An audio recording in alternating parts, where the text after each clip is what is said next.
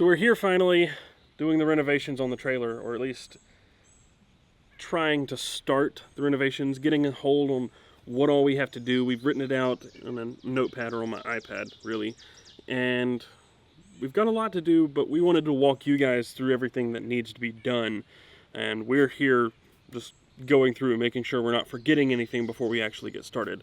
So one thing I bought today is a hitch lock so that we can actually keep people from stealing this thing, because things have disappeared from out here before. So we just want to secure this. We also brought out a generator, so we're going to hook that up for the first time and hope that everything works inside. Allegedly, all the wiring is a-okay, the lighting is good, the AC works, so we're going to put that to the test today. But first, let's get this hitch lock on there, and then we'll try the generator, and then we're going to walk you through all of the changes that we hope to make to this trailer. I hope this lock fits. By looking at the hitch over there, it looks like it may not fit, so I'm a little worried about that. One thing I don't like about this hitch is that there's no locking pin. There's no mechanism, so when this thing is on the truck, you could just pop this and it comes open. There's no way to lock it, so I'm going to have to come up with a way to be able to lock this in place, because I don't like that. I've had trailers almost come off. I've driven 500 miles with a trailer barely attached to the truck, so I don't want that. I think we might be able to make this fit if I do it that way, maybe. It's gonna be close. Oh no, I don't think it fits. This was from Mod in the Box days. Never actually used it. My brother-in-law stole it from me, so I went and stole it back.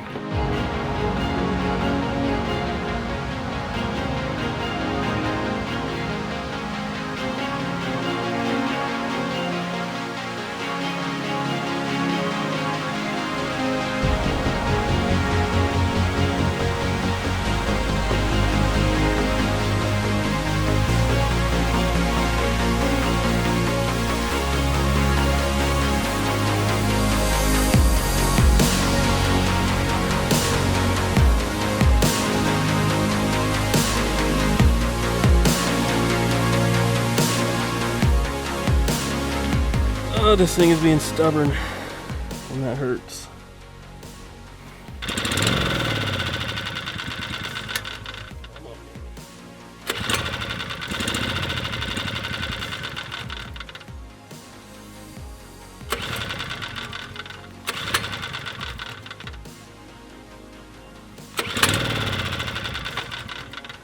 Okay, like 15 minutes into trying to get the generator cranked, I'm pulling an audible.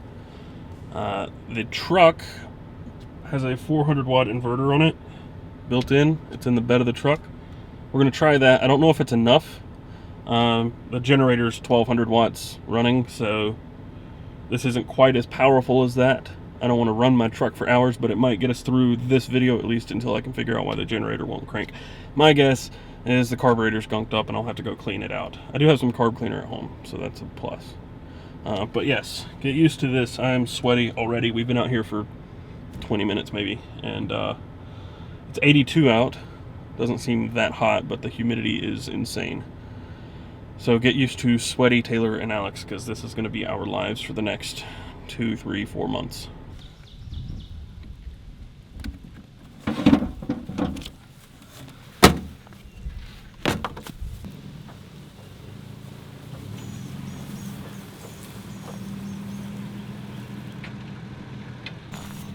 The moment of truth.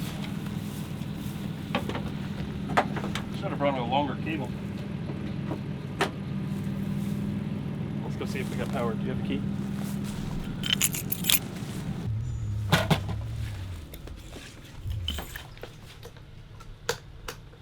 Nothing yet. What other lights? We got these. I don't know what this is. I don't know what any of these do. I think one of these should turn these lights on. So those are definitely not working. Well, I wasn't planning on working this hard today, but that generator is just not working with us. And the truck, the inverter is not powerful enough. It just kept kicking off as soon as I plugged this in. So right now we have no way to get power in here, so we might as well talk about some of the stuff we're going to do to the outside of the trailer. First and foremost, which is probably going to be one of the last things we do, we are going to polish this thing. There are a few different options on how you do that. There's one that's cheaper but takes so much more time, like 300 man hours just to polish this. And then there's an alternative that's more like 12. What was the Airstream couple? Was it Mavis? It's Mavis. But no, I don't know if it was them or another couple. Anyway, there's another couple out there who just sold an RV. They're doing a second Airstream renovation, and they're doing it a different way this time, and they said it worked really well. So we're kind of waiting to see how that works out for them, you know, a few months down the road. It's apparently you're going to have to do it a little more often, but it takes, you know, a fraction of the time. So that's one of our options for this. And honestly, on the outside, this thing is not in terrible shape. You've got scuffs, scrapes, a few dings and dents, but nothing, you know, massive. And this thing's over 40 years old, so you have to expect some of those things. You know, little dings and stuff around the wheels, and the bottom is probably the worst. There is one right up here that we're really not going to fool with too much, but there was probably a hole. Somebody probably backed into something, and they patched that.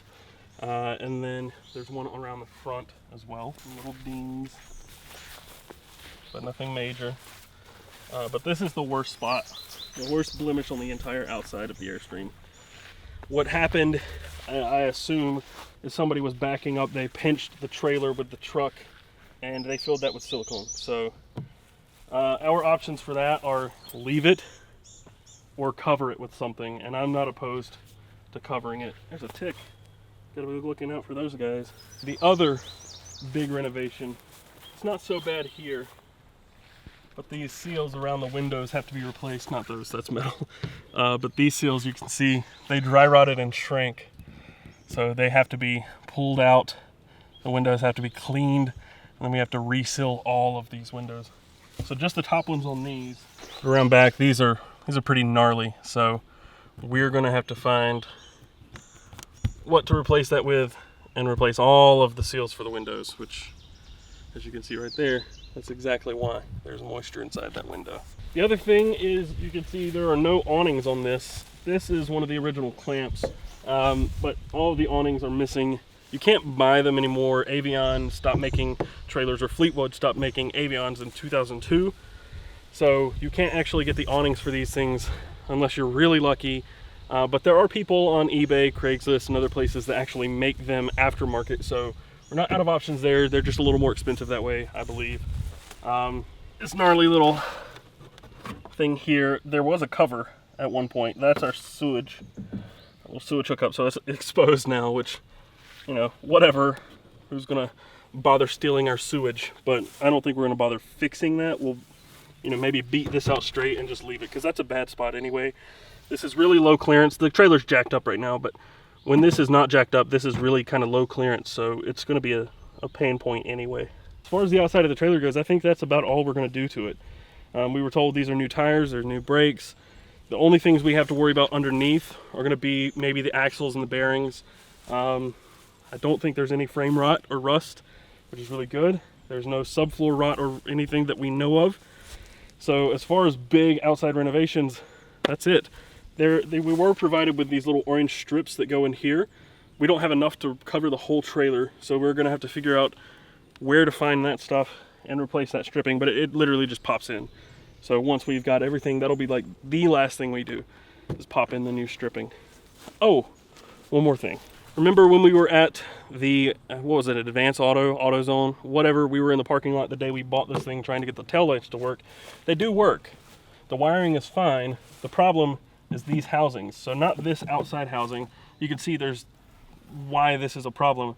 The stripping around this, the seals, are busted. So the inside, the casing that holds the bulb, they're completely rusted out. So we just have to pop these out, put new ones in, seal this, and that should be good to go. I think that's it. So this is our temporary solution. How sweaty am I? Look at that. God, it's miserable in here. But I came prepared. I thought if we're not going to have the generator, I'll at least have this. This is the powerhouse. I reviewed it a while back.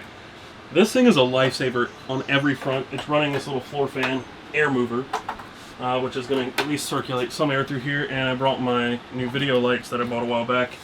These things are also lifesavers. They run on these giant Sony batteries. So 2 of them, they'll run for like 10 hours plus. So these are going to be a lifesaver for making videos, but also for renovating this, because we're going to have to renovate this during the week. After we're done working, we'll have to come out here, pop up the lights, run this fan apparently, and make some changes. But now I'm going to leave it to Alex to talk about what we're doing inside here. And it's really hot in here. Thankfully, How hot is it? The lights don't give off heat, thankfully. It's really, really hot in here. I can say you're glistening. You're glistening, Alex. I know, it's called sweat. It's called beauty shine. It's not glisten, it's sweat. It's called beauty shine, nope. Alex. It's just straight up sweat. Oh, okay. That's what it is. So for the inside, we have quite a bit more work to do than on the outside. New sink, the new countertops, hopefully something like a wood butcher's block, or, you know, we're going to go kind of with the minimalist look. Everything's going to be painted white. Thinking about possibly knocking out these cabinets and putting in pipe shelving. Not sure yet. But, you know, throughout the whole thing, it's going to be white, and I'm thinking like copper or black accents going to replace these. Not a huge fan. Backsplash, new fridge. So one of the things that we're going to do is get rid of this, and in its place, hopefully, we're going to put a convection oven microwave. Nope. What? That's going up there? That goes up here. Just kidding. It's vented. Just kidding. I thought we were putting vented. it there. So this is going to be convection oven microwave, fridge. Yes, we've got this tall storage thing for a fridge. Yeah. That will just be storage. Yeah. So anyway, it's going to look a lot better, I think, once we're done with it. The white will open it up. The white will open it up for sure. So also on the insides of the cabinets, if we don't, you know, tear these out, but on all the other ones as well, it's all going to be white. The bed situation is going to stay how it is. Obviously, decor is its own separate thing. Again, white paint, changing out all the look of everything. Gonna have a few color accents here and there, so we'll see how that goes.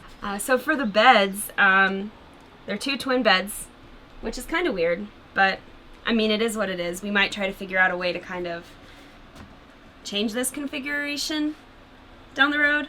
For now, it's gonna stay like it is. Tiny little bathroom, kind of cute. Again, with the countertops, we're gonna replace the countertops, probably the sink, paint white, same old, same old. Mirror's gonna be replaced. I'm the one that gets hung up on like colors and design, and you know, Taylor's all about just, let's just get it done. So this is all going to be replaced. This is going to probably stay the way it is. Show them the cabinet over the toilet. Oh yeah, so this is an issue. The cabinet doesn't actually open unless the toilet seat is up. So that's kind of cool, I guess. Cool. So maybe we'll just shave a little bit off the bottom of the cabinet. I'm not sure. Again, the yellow is going to be gone. But oh, and I also think we should, we're going to get a new shower head. You know, little things. You don't like that you know what? big, fancy shower head? It's great. It's fantastic. Why don't you turn around and let us see your back real quick? You want to see my back? It's pretty gross. Your butt. So, one of the bigger projects that we're going to do inside is actually this area. This is a futon that came with it. We're going to get rid of this. And in this area, we are going to build a sofa that also turns into a bed. And it's going to have a removable table in the center. So, a little dinette area that's also going to be extra sleeping if we have people come over. One thing we'll probably have to do is get rid of this little overhang. It is some essential prep area. But if we have a table here where I'm sitting, we won't need that, and we'll have more room for the couch. So there's not going to be much space between the kitchen cabinet and the couch. But, I mean, we're cramped for space as it is. It's 22 feet from this window behind me to the window in the bathroom. So not a lot of length on this trailer, and we're going to have to make do with what we've got. But one thing that will be very helpful is having more built-in storage here instead of just a futon that can slide around when we're moving. We'll have built-in storage, we'll have a table, we'll have another bed, and it's just one of the most versatile things that you can do in a space like this is have something that works as 4, 5, 6 different things. But that's probably the biggest thing over here. Obviously more paint, get rid of these yellows that are just accented throughout the whole trailer. Instead of yellow, we might do like a copper, or who knows what we could do. You could actually cover that with a sheet of copper and have actual copper on the wall, which could look kind of cool. But we've got a lot of stuff to figure out as far as like actual aesthetic goes, but the renovations are the big part. And when we're building in this sofa, we're going to be tearing up this floor at least to where the sofa ends, which is going to give us a big clue as to what this is. You don't see it now, I just blew it out. But just a minute ago, there was a whole bunch of stuff right here. It's coming up, you can see more of it right there. It was like foam, it was like dry rotted foam. And it came out right here too. And it was not there last time we were here. So it's a little concerning. Yeah. But we're really not going to know what that is until we get in here and do this. But I think that's the vast majority of the changes we're making inside. It's, honestly, we could tow it as is. I mean, obviously, we got to get the power fixed and make sure it's actually working, put some appliances in here. But as far as actual renovations and big, heavy lifting stuff, there's not much we need to do. Just simple, you know, countertop replacements, paint, and build in the sofa. That's like core of what we're doing inside. And there's a bunch of little things we're going to have to address. Like, for example, this door doesn't really close. The mattress kind of gets in the way. You can close it, but it's a pain in the butt. So we'll probably end up just getting rid of the door and putting, like, a curtain there or something. Doesn't really matter. We'll figure it out. But the windows, these two windows actually open fine, but some of the windows towards the front don't actually open at all.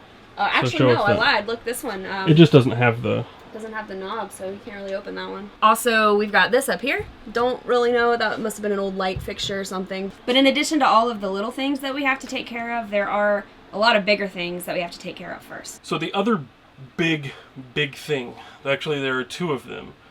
The main one is solar. We want to be able to go off-grid. So we're going to replace this big water heater under this bed, which is a tanked water heater. I think it's just like 5 gallons. We're going to replace that with probably maybe a 20-gallon water tank and a tankless hot water heater.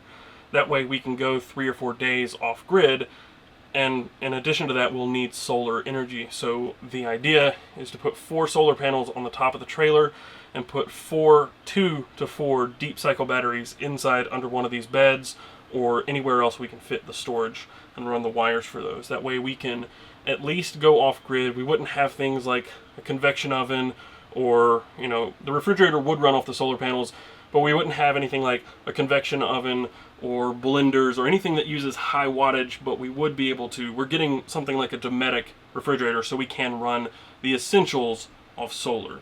The other one is the biggest problem we've run into so far. We thought that we would be able to maybe get by with my Tacoma. I think we could for a while, but that thing would bite the dust after no time. Maybe a year at most, and that truck would probably need a new transmission, if not more work done to it. This trailer, once it's loaded down with all of our stuff, is going to push that truck to its max every time we tow it. And I really don't want to do that. I love that truck. I don't want to get rid of that truck. Yeah, I looked for years for that Tacoma. A manual 6-speed 4-wheel drive TRD Tacoma. And I gotta let it go, unfortunately, and I'm gonna have to get a full-size truck. So I'm now faced with the decision of what full-size truck I want. I've never really wanted a full-size truck. I love how small the Tacoma is, but also having that much power packed in. It's just, you know, very compact, but also can do a lot. But this is unfortunately too much for that truck. So I've been thinking and looking, and I'm really kind of, it's a toss-up between 2 trucks. The TRD Pro Tundra, which is, or TRD Off-Road. The TRD Pro is a little excessive. But a TRD trim Tundra, which I love Tundras. And then recently I've been looking at the GMC Sierras, both the 15 and 2500. They look fantastic. Their tow ratings are outlandish.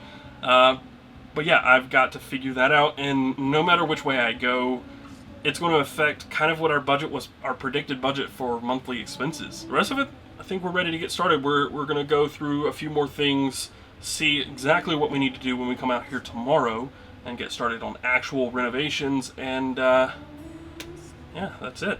So thank you guys for watching the video. Please subscribe if you like this and want to see more stuff, and follow us on our journey. And if you want to help us along and help us with those expenses, we have a Patreon page. We will be updating it soon. I'm not announcing it or anything, but we do need to update the Patreon. You can help if you'd like, no pressure. But of course, you can find us on the web. You can find the channel on Twitter and Instagram at Mod Outdoor. You can find Alex, who's behind the camera, on Twitter and Instagram at Monica Falula. You can find me on Twitter and Instagram at Casper Tech. But until next time, live outdoors a little. to the beginning. We are the end. Hold on to nothing. There's nothing.